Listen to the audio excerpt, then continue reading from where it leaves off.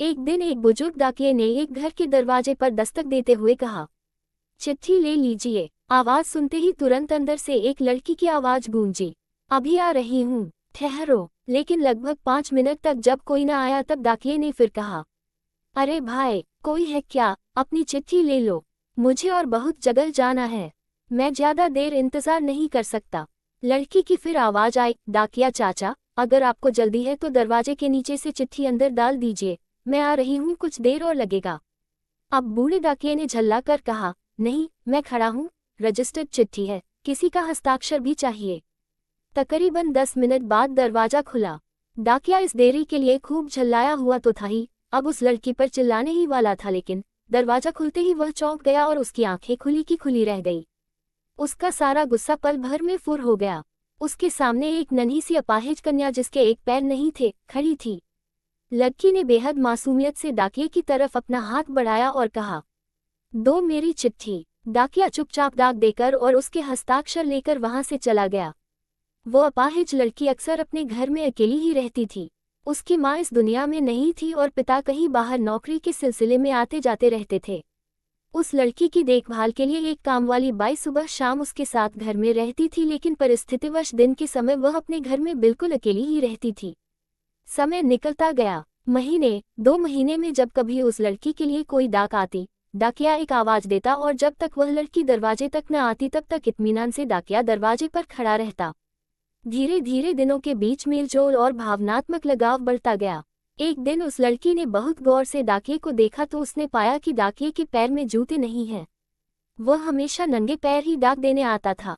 बरसात का मौसम आया, फिर एक दिन जब डाकिया डाक देकर चला गया तब उस लड़की ने, जहां गीली मिट्टी में डाकिये के पांव के निशान बने थे, उन पर कागज रखकर उन पांवों का चित्र उतार लिया। अगले दिन उसने अपने यहाँ काम करने वाली बाई से उस नाप के जूते मंगवाकर घर में रख लिए। जब दीपावली आने वाली थी उससे पहले डाकिये ने मोहल्ले के सब लोगों से त्योहार पर बख्शीश चाही, लेकिन छोटी लड़की के बारे में उसने सोचा कि बच्ची से क्या उपहार मांगना, पर गली में आया हूं तो उससे मिल ही लूं। साथ ही साथ डाकिया ये भी सोचने लगा कि त्योहार के समय छोटी बच्ची से खाली हाथ मिलना ठीक नहीं रहेगा। बहुत सोच विचार कर उसने लड़की के लिए 5 रुपए के चॉकलेट ले लिए। उसके बाद उसने लड़की के घर का दरवाजा खटखटाया। अंदर से आवाज आई, कौन? मैं हूँ गुड़िया, तुम्हारा डाकिया चाचा। उत्तर मिला। लड़की ने आकर दरवाजा खोला तो बूढ़े डाकिये ने उसे चॉकलेट थमा दी और कहा, ले बेटी, अपने गरीब चाचा की तरफ से। लड़की बहुत खुश हो गई और उसने कुछ देर डाकिये को वहीं इंतजार करने के लिए कहा। उसके बाद उसने अपने घर के एक कमरे से एक बड़ा सा डब्बा लाया और उसे डाकिये के हाथ में देते हुए कहा, चाचा, मेरी तरफ से दीपावली पर आपको ये भेंट है। डब्बा देखकर डाकिया बहुत आश्चर्य में पड़ गया। उसे समझ में नहीं आ रहा था कि वह क्या कहे। कुछ देर सोचकर उसने कहा, तुम तो मेरे लिए बेटी के समान हो, तुमसे मैं कोई उपहार कैसे ले लूं बिटिया रानी।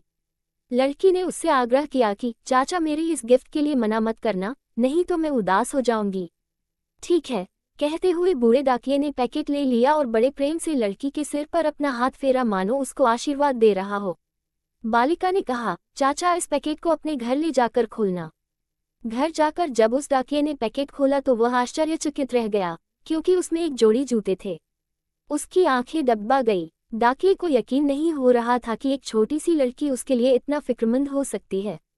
अगले दिन डाकिया अपने डाकघर पहुंचा और उसने पोस्टमास्टर से फरियाद की कि उसका तबादला फौरन दूसरे इलाके में कर दिया जाए।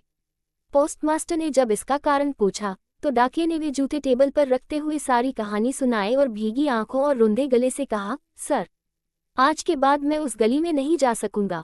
उस छोटी अपाहिज बच्ची ने मेरे नंगे पांवों को तो जूते दे दिए, पर मैं उसे पांव कैसे दे पाऊंगा। इतना कहकर डाकिया फूट फूट कर रोने लगा।